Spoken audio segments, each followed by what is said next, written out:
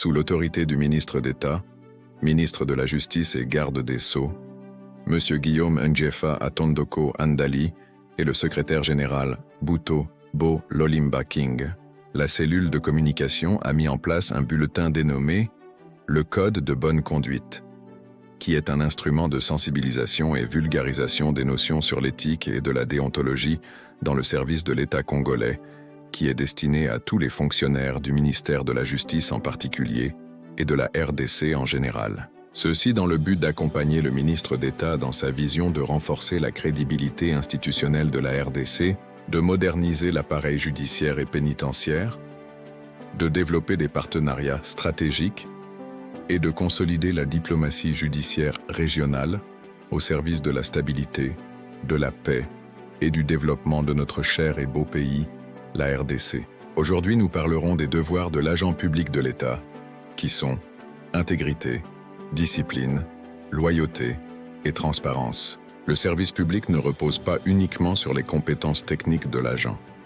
Il exige également une conduite conforme à l'éthique, à la légalité et à l'intérêt général. Le décret-loi numéro 017/2002 du 3 octobre 2002, portant code de conduite de l'agent public de l'État, consacre ainsi la compétence et l'éthique professionnelle comme valeur de référence.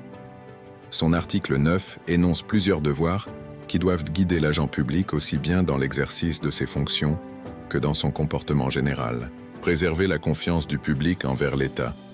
L'article 9.1 exige de l'agent public un comportement dans sa vie publique comme privée qui préserve et renforce la confiance du public envers l'État et contribue à améliorer son image. Cette obligation rappelle une réalité fondamentale. L'agent public représente l'État. Son comportement peut donc renforcer ou, au contraire, affaiblir la crédibilité de l'administration. Être fonctionnaire, c'est ainsi faire preuve de dignité, de responsabilité et d'exemplarité. L'autorité de l'État se construit aussi par la qualité du comportement de ceux qui le servent. Probité et intégrité. Aucune fonction publique sans éthique. Le point 2 de l'article 9 impose à l'agent de s'abstenir de tout comportement contraire à la probité ou susceptible de compromettre l'honneur et la dignité de ses fonctions. Le texte vise notamment le mensonge, le vol, l'escroquerie, la corruption et la concussion, parmi d'autres comportements incompatibles avec la dignité de la fonction publique. La probité signifie notamment servir sans chercher un avantage individuel.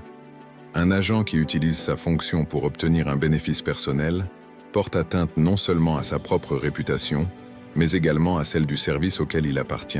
L'administration publique doit donc promouvoir une culture dans laquelle l'intégrité devient une exigence quotidienne et non une simple déclaration de principe. Respecter strictement les lois, les règlements et les instructions.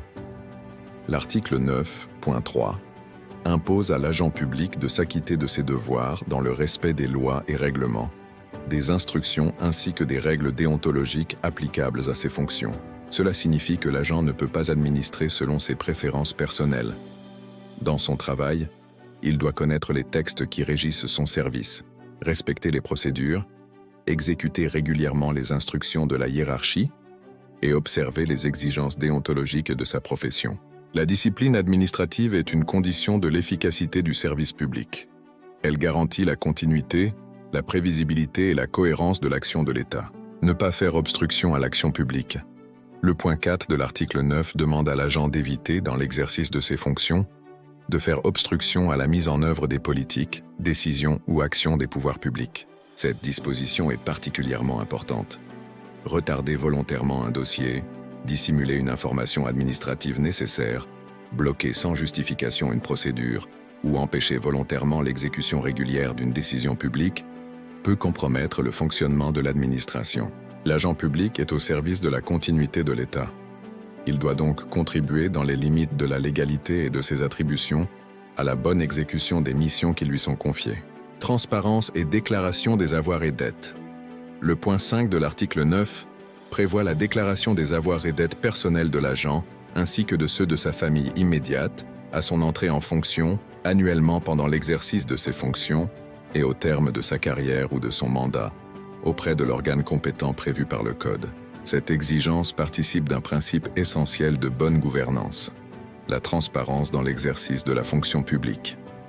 Elle vise notamment à prévenir les situations susceptibles de favoriser l'enrichissement illicite et à renforcer la responsabilité des détenteurs d'une fonction publique, déclarer ses affiliations extra-professionnelles.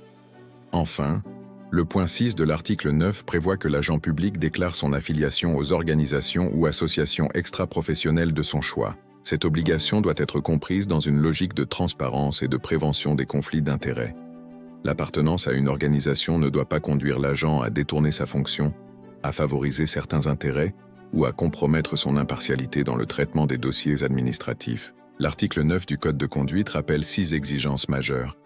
Préserver la confiance envers l'État, protéger l'honneur et la dignité de la fonction, respecter les lois, règlements, instructions et règles déontologiques, ne pas entraver l'action publique, respecter les exigences de transparence patrimoniale et déclarer les affiliations extra-professionnelles prévues par le Code. Ces devoirs prolongent les valeurs énoncées aux articles 4 à 6 du même Code. Compétence, dévouement, ponctualité, rigueur, responsabilité, honnêteté, intégrité, équité, impartialité, loyauté, civisme, courtoisie et devoir de réserve. Message du jour. Être agent public de l'État, ce n'est pas seulement occuper un poste. C'est assumer une responsabilité envers l'État et les citoyens. Compétence plus intégrité, plus discipline, plus transparence, plus loyauté. Service public de qualité. Une administration respectée commence par des agents qui connaissent leurs devoirs, respectent la loi et placent l'intérêt général au-dessus des intérêts particuliers. Référence juridique.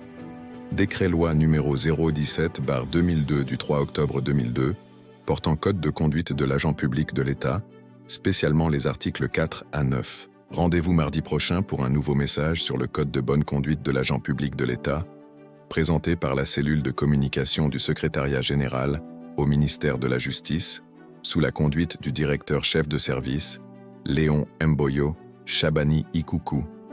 À très bientôt.